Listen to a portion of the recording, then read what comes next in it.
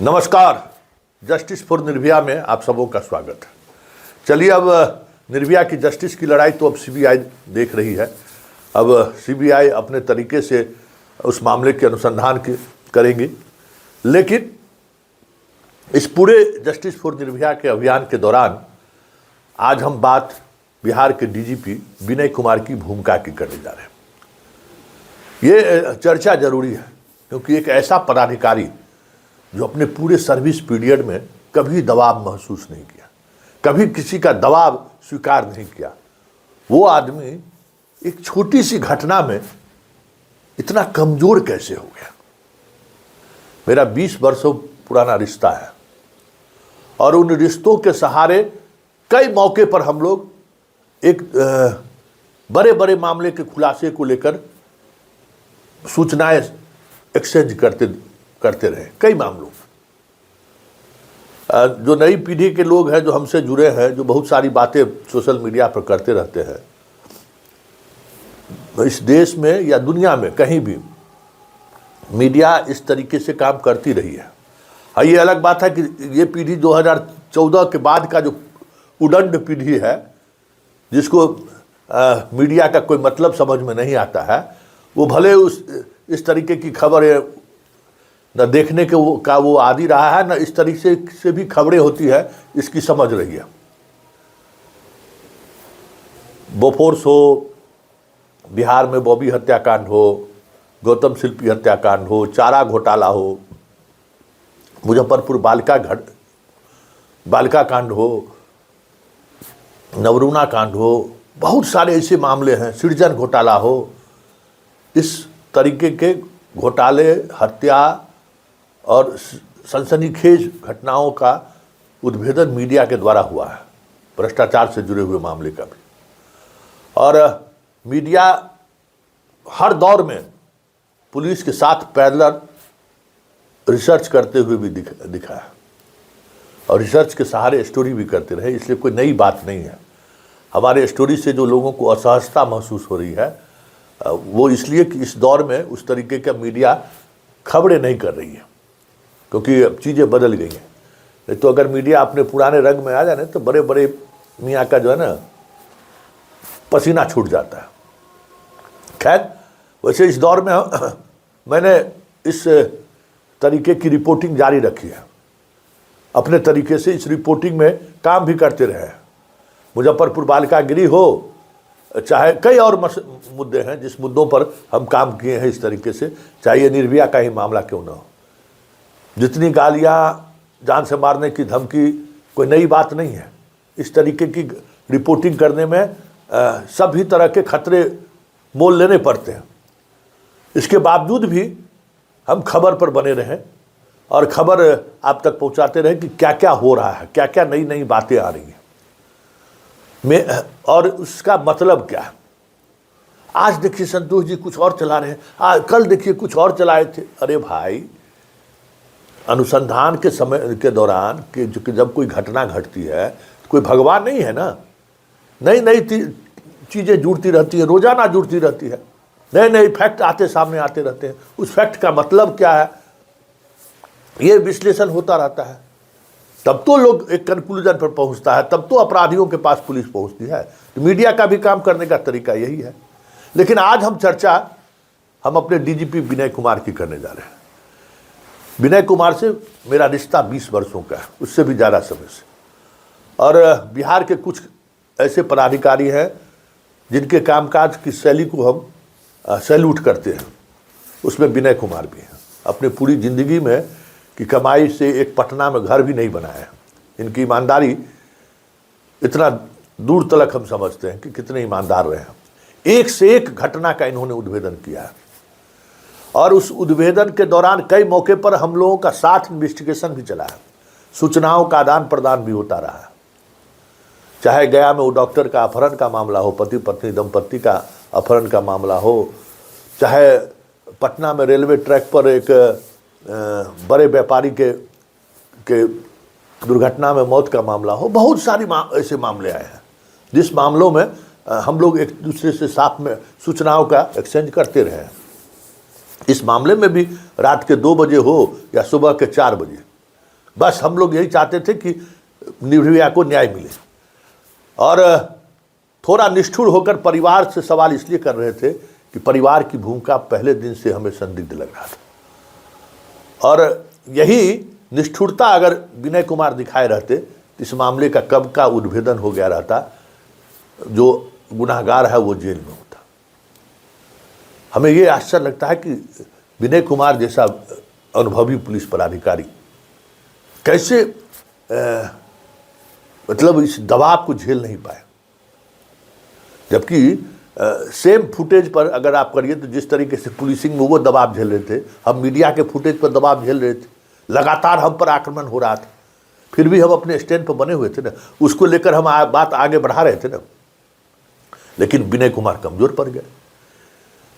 एक एक ऐसे ऐसे एविडेंस हम बार बार 8 दिन से कह रहे थे लोगों से कि भाई मधुबनी की घटना में एक बाप, एक लाश बरामद हुआ लड़की का, उसकी बेटी गुम थी, किसी लड़के के साथ भाग गई थी, वो पहचान ली कि ये मेरी बेटी है। और उसके बाद जो मधुबनी में कलेक्ट्रेट से लेके जो तोड़ फोड़ हुआ, आगजनी हुई, गोली चली, 6 लोगों को गोली लग गया, उस दिन भी प्रेस कॉन्फ्रेंस के दौरान हम अभियानंद जी को कहे थे कि सर लड़की इसकी नहीं हो सकती है, मधुबनी के चाल चेहरा को सर हम जानते हैं, जरूर कुछ न कुछ साजिश। और यही बात पिछले 10 दिनों से इस केस में लगे हुए अधिकारियों को हम कह रहे थे कि आप वहां पहुंचिए जहां हमें साजिश की बू दिखाई दे रही है। अंडरगारमेंट्स, पोस्टमार्टम, बाकी जो भी प्रक्रियाएं हुई हैं, क्योंकि शुरुआती दौर में इस पूरे मामले में पूरा भूमियार का जो समझदार कहिए या यहाँ जो रसूख वाले तबका है, वो इस मामले में, अब मान लीजिए कि लड़की बच जाती, सुसाइड का केस हो जाता, तो फिर अब समझ ही सकते हैं उसको जेल जाना पड़ता। तो वो ना हो इसकी कोशिश करते हुए दिखे हैं, इसका पूरा एविडेंस है, व्हाट्सएप मैसेज से लेके सारे तरह के।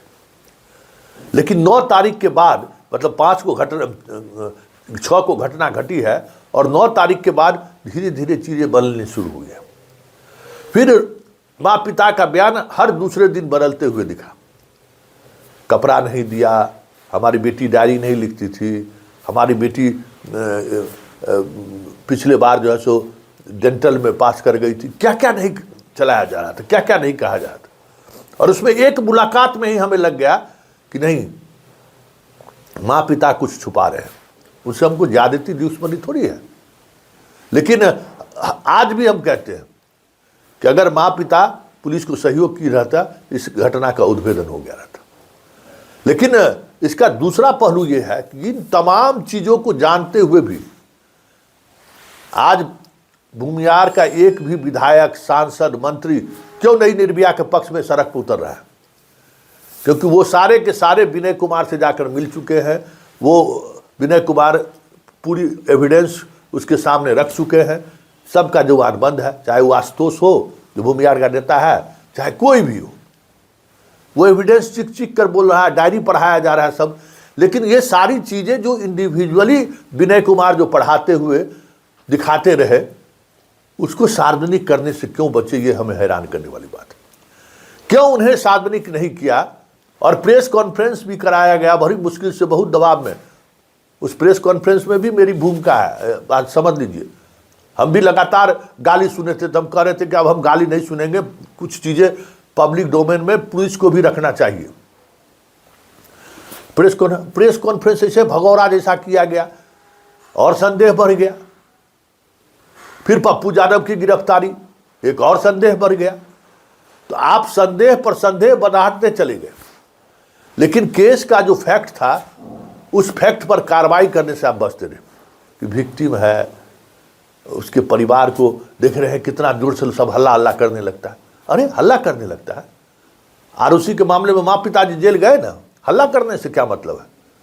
अगर उसके परिवार के लोग जिम्मेवार हैं तो आपको मजबूती से स्टैंड लेना चाहिए। लेकिन बड़ी कमजोर हो गए और हमें आश्चर्य लगा। हो सकता है कि पहली बार कोई किसी अब आवास पर बुलाए दिखाने के लिए, जैसे तमाम भूमियार नेताओं को दिखाए, एगो जो जहानाबाद में रिटायर्ड डीजी है उसको भी दिखाए, सोचे कि परिवार को भी दिखा देते हैं कि देख लीजिए आपकी बेटी कि घटनाक्रम क्या है सो, तो लीजिए उल्टे जो है सो उन पर पैसा लेने का आरोप, केस को गवाही बदलने का आरोप, क्या क्या आरोप लगा दिए। विनय कुमार कभी सपने में भी नहीं सोचे होंगे कि भाई जिनको हम तो गोतियारों को लेकर बुला लिए। यही कहीं न कहीं इस केस की कड़ी को कमजोर किया। होता है ना कि आप कितना बड़ा डॉक्टर आप क्यों ना हो, अपने बेटा बेटी का आप ऑपरेशन या इलाज नहीं करते हैं, क्या हो? क्योंकि उस पर इमोशन आपका भारी हो जाता है। तो पूरे प्रकरण में, नीट छात्रा के पूरे प्रकरण में विनय कुमार जी पर लगा जैसे जात का इमोशन भारी हो गया। मतलब होता ही है, सब लोगों का दबाव, और इतना लाचार और विवश तो कभी हम आज तक विनय कुमार को देखे ही नहीं। जबकि एक से एक मुकदमा में उनके कॉन्फिडेंस लेवल को हमने देखा है। बड़े से बड़े पैरवी को वो नजरअंदाज करते हुए दिखे, बड़े से बड़े पैरवी पर। एक केस में तो हम खुद थे जो उनको सारा एविडेंस उपलब्ध करा रहे थे, और उस मामले में समझ जाइए कि देश का एक बड़ा तबका पीछे पड़ा हुआ था, लेकिन इन्होंने जस्टिस किया। उस केस की हम चर्चा नहीं करेंगे, जस्टिस इन्होंने किया। तो एक जस्टिस करने वाला पदाधिकारी इतना कमजोर और लाचार हो सकता है, ये मुझे हैरान कर दिया भाई, हैरान करने वाली बात। आज हम गाली भी सुन रहे हैं, आज हमको धमकी भी दी जा रही है, हमारी माँ बहन बेटी सबको गाली लोग दे रहे हैं, फिर भी हम बर्दाश्त इसलिए कर रहे हैं कि मुझे इस बात को लेकर फक्र है कि सामने वाला जो अधिकारी है ना, वो ईमानदार है और पूरी ईमानदारी से अनुसंधान करवा रहा है, एक एक बिंदु पर अनुसंधान करा रहा है। समस्या एक ही है कि वो आदमी मोह माया जाल में फंस गए, जिस वजह से निर्भया को न्याय नहीं मिल सका। आज वो मोह माया जो कल पटना पुलिस 3rd डिग्री का इस्तेमाल किया है, वो एक सप्ताह पहले अगर इस्तेमाल किए रहता तो केस का सब कुछ खुल गया रहता, केस के एक एक अपराधी साजिश करता बेऊर जेल में रहता, लेकिन बहुत देर कर दिया साहब ने। इसलिए ये हैरान करने वाली बात है कि एक इतना मजबूत कॉन्फिडेंस वाला आदमी कैसे लाचार विवश, सोच नहीं सकते। मतलब इस तरीके से बेचारगी हमने कभी नहीं देखा इस अधिकारी के। भाई क्या नहीं किया, सूरज भान को इसने सजा दिलवाई है। एसपीडी ट्रायल और एसपीडी अपील का जो आप दहशत देख रहे हैं ना, वो दहशत का दूसरा नाम विनय कुमार है। पहला नाम अगर अभयानंद है तो दूसरा नाम विनय कुमार है। और नीतीश कुमार अपने पूरे कार्यकाल में इनको सीआईडी में बैठाए रखे, और महत्वपूर्ण कांडों का जांच कैसे हो सकता। सीआईडी जो माना गया था कब ये खत्म है, उस सीआईडी को इन्होंने सीबीआई बना दिया था। लेकिन एक छोटी सी घटना, साधारण सी घटना ने इस आदमी के सारे जीवन में किए गए कामों को कह सकते हैं कि एकदम हासी लोग, मतलब जो क्या क्या नहीं किए थे, सब सारी किए दिए पर पानी फिर गया। बस पता नहीं किस बात का दबाव इन पर था। मतलब केस के एक्यूज का दबाव नहीं था।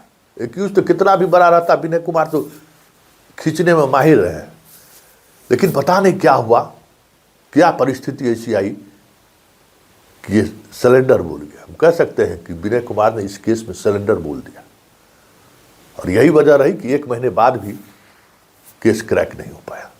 अब देखिए सीबीआई क्या करती है। कि एक बात तो तय है कि यह केस विनय कुमार के पुलिसिंग या पुलिस का जो कैरियर रहा है, उसमें एक बददुआ दाग तो जरूर छोड़ गया है।